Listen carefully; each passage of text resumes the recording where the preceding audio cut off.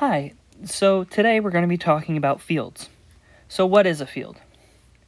A field is a set of elements with two operations, plus and multiplication, such that there are a lot of properties.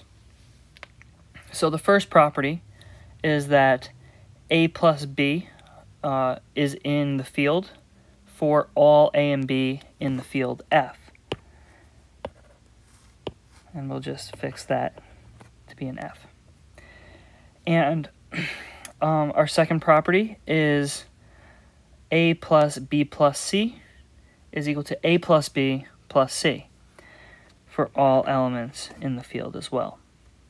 So remember that 1 is our property that we call closure.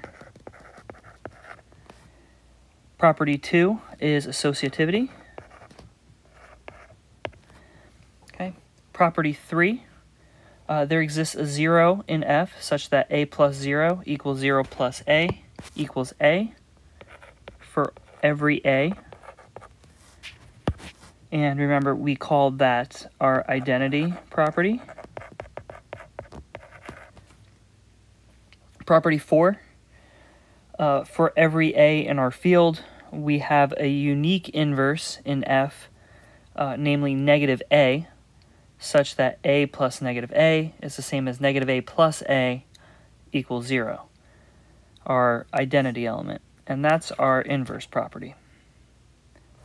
Okay. Next we have, for every a and b in our field, a plus b is b plus a.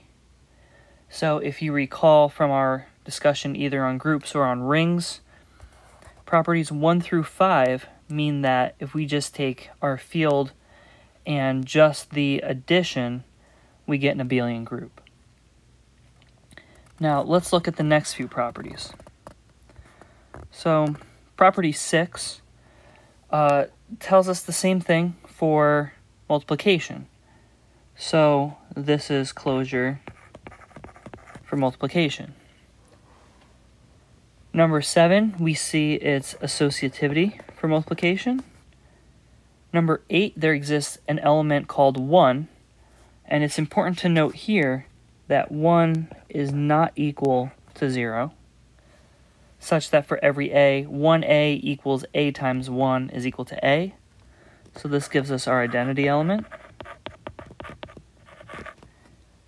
And number 9 gives us our unique inverse. So for every a in F, there's a unique inverse, namely a with a little minus 1 on top, a inverse, such that a inverse equals a inverse a is equal to 1. And finally 10, for every a, b, and F, a, b equals b, a. This is our commutativity. So F without 0, because of property 9, F without 0 with multiplication is an abelian group. Okay. Next for 11, we have our distributive laws. So that is a times b plus c is ab plus ac, and a plus b times c is ac plus bc. Now, those are all of our properties for a field. But if we remember the definition of a ring, a field is also a ring. So every field is a ring, but every ring is not a field. So not all rings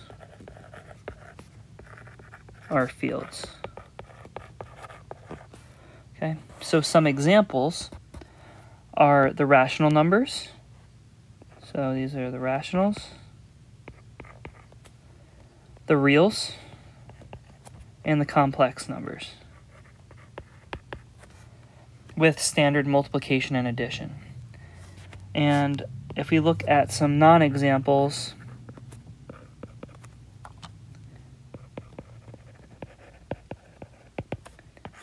we have the integers are a nice number system, but they're just a ring, they're not a field.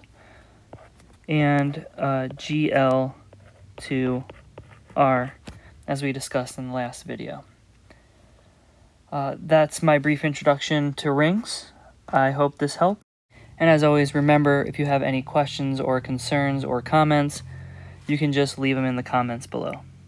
Thanks again.